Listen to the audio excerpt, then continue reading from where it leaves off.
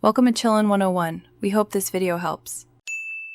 You start by making sure you are the party host and have the required permissions.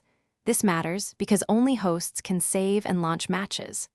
Once done, confirm all players have matching DLC and the latest patch to avoid incompatible maps. Then open the custom games editor directly from multiplayer right arrow playlists, right arrow custom games. You do this now so you can pick modes and avoid lobby delays. Make sure your connection is stable before inviting players, so load screen. Next, you configure the meat of the match. Pick mode, map, time settings, and score limits because these define pace and strategy.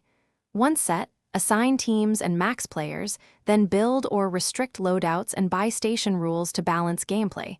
This helps keep matches fair. After that, invite participants and set join permissions to control who can enter.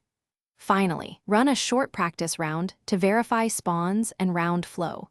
This prevents surprises during the official game and fixes any asymmetric spawn issue. When everything checks out, you launch the match as host and watch the first minutes closely because early issues are easiest to correct. Use the admin menu to pause, kick, or tweak settings mid-game if a rule needs adjusting.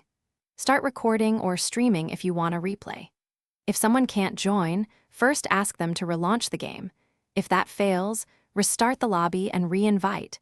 This resolves most NAT or session token problems quickly. Keep calm and communicate changes to players.